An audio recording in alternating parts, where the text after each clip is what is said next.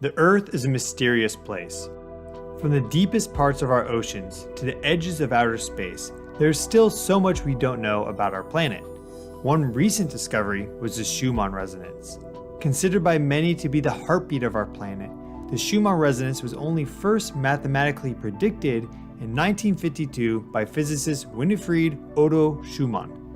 To understand what the Schumann Resonance is and how it is produced requires an awareness and understanding of some of the largest physical Earth systems, and therefore provides a neat path into understanding atmospheric macrogeophysics. I'm your host Stefan, and welcome to Geophysics Explained. The Earth is the third planet away from the center of the solar system, and at 260 trillion cubic miles in volume, it is more massive than its nearest neighbors Mercury, Venus, and Mars. Composed of silicon minerals with an iron core, and with large amounts of water present in all stages of matter, across, in, and above its hard surface, the Earth is unique among its neighbors.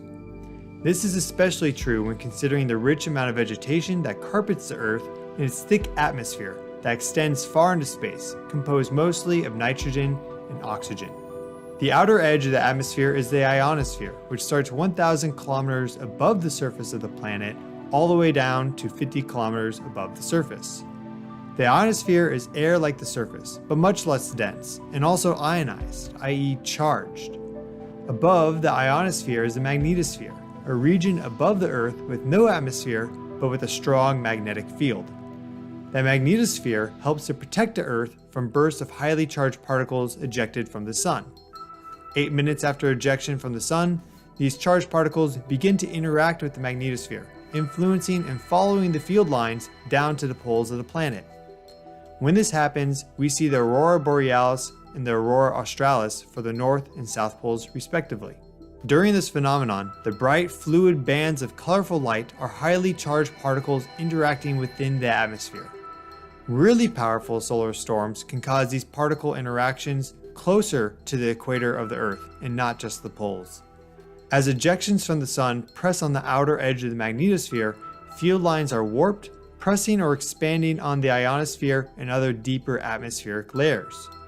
The ever-changing nature of the magnetosphere drives the electric currents of the ionosphere, which influences weather. When charged particles accumulate near the surface of the Earth, they can form storms. At times, during storms, massive amounts of charged electrons will discharge through the atmosphere and into the ground. Lightning is created when the differently charged regions of the atmosphere temporarily equalize. Photons radiate out from the bolt, and while many of them interact with matter soon afterwards, many of them will travel outwards towards space at the speed of light. When these photons interact with the ionosphere, they refract back to Earth or towards the ionosphere again. In this way, photons can become trapped in the 50-kilometer zone in between the Earth and its ionosphere, which acts as a waveguide. This is a Schumann resonance.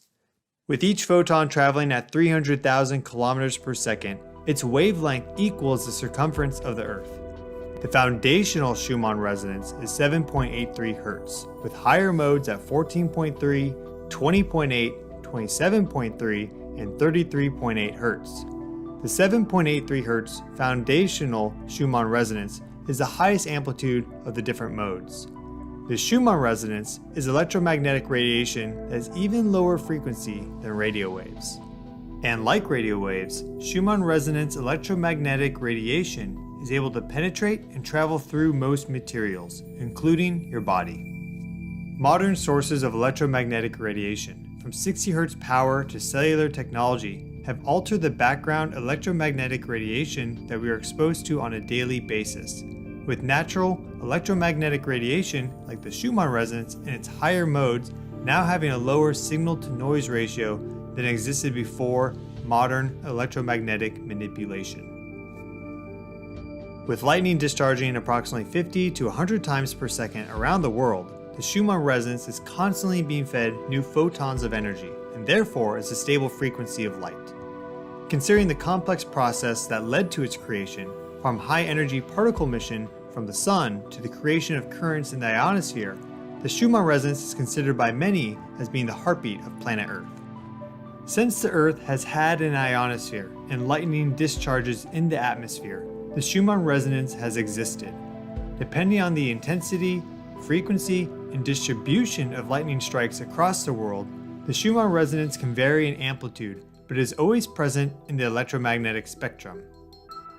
While our understanding of the Schumann resonance is still developing and how its unique frequency patterns influence our health and the planet as a whole, there is a potential it can be used as a diagnostic for planets with atmospheres. Perhaps with new research, we will discover the unique Schumann resonances of other planets which have their own ionosphere and experience atmospheric electrical discharges. I hope you've enjoyed this geophysics topic, and I'd be very pleased if you shared your thoughts on this or ideas for future geoscience videos in the comments below. If you liked the video, politely click the like button and subscribe to my channel. I've been your host, Stefan Burns. Thanks for watching.